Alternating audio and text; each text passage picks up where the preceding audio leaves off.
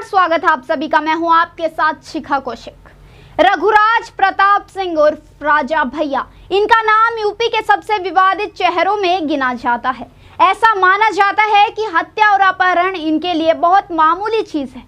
राजा भैया और इनके लोगों पर चल रहे आपराधिक मामले इस बात का सबूत है कि इस बाहुबली का जुड़ाव किस कदर अपराध से है। रघुराज प्रताप सिंह उर्फ राजा भैया का आपराधिक इतिहास चल रहा है। राजा भैया ने ऐसे ऐसे कारनामों को अंजाम दिया है जिससे वो हमेशा सुर्खियों में रहे हैं, चाहे मामला मारपीट, डकैती या हत्या का हो। राजा भैया ने हर काम में दबंगाई से अंजाम दिया है। 2012 के विधानसभा चुनाव के दौरान राजा भैया ने चुनाव आयोग में जो हल्फनामा जमा किया, उसके मुताबिक उनके खिलाफ 8 मामले लंबित हैं।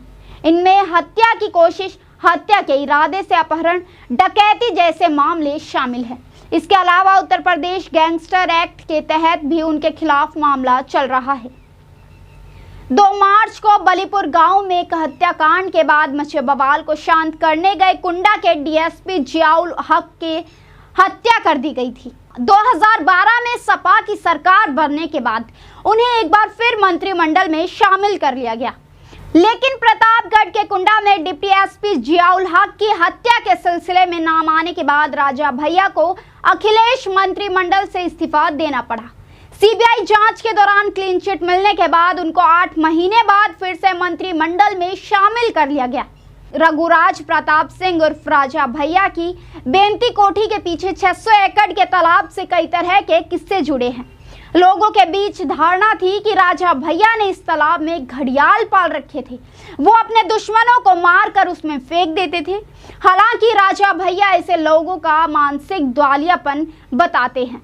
29 जनवरी 2003 को राजा भैया के तालाब से कंकाल बरामद होने के बाद उन पर हत्या का आरोप लगा था।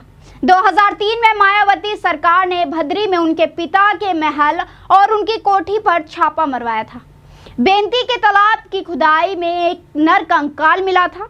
वो कंकाल कुंडा क्षेत्र के ही नरसिंहगढ़ गांव के संतोष मिश्र का था। संतोष का कसूर ये था कि उसका स्कूटर राजा भैया की गाड़ी से टकरा गया था। राजा भैया के आदमियों ने उसे बुरी तरह से मार पीट कर तालाब में फेंक दिया। राजा भैया को 3 नवंबर 2002 में भाजपा विधायक पूरन सिंह को जान से मारने की धमकी के आरोप में गिरफ्तार किया गया था। वहीं 23 नवंबर 2002 को समर्थकों के घर से शराब दुकानों के दस्तावेज मिलने पर राजा भैया के खिलाफ मुकदमा दायर किया गया। 24 नवंबर 2002 को राजा भैया के भाई और निर्दलीय एमएलसी अक्षय प्रताप सिंह गिरफ्तार किए गए। वहीं 1 दिसंबर 2002 को राजा भैया और उनके पिता उदय प्रताप सिंह के खिलाफ डकैती और घर कब्जाने के मामले में मुकदमा दायर हुआ। 25 जनवरी 2003 को राजा भैया और उदय प्रताप सिंह के घर छापा, हथियार और विस्फोटक बरामद हुए। 29 जनवरी 2003 को राजा भैया के तालाब से कंकाल बरामद होने के बाद उन पर हत्या का आरोप लगा। 5 मई 2003 को उत्तर प्रदेश की तत्कालीन मायावती सरकार ने रघुराज प्रताप सिंह और उनके पिता उदय प्रताप सिंह और रिश्तेदार अक्षय प्रताप के खिलाफ पोटा के तहत मुकदमा चलाने को मंजूरी दी। 14 नवंबर 2005 को राजा भैया और उनके पिता ने सुप्रीम कोर्ट के आदेश के बाद कानपुर के पोटा कोर्ट में समर्पण किया। 17 दिसंबर 2005 को जमानत मिलने के बाद राजा भैया जेल से रिहा हुए। अभी के लिए सिर्फ इतना ही। बने रहिए हमारे साथ। नमस्कार।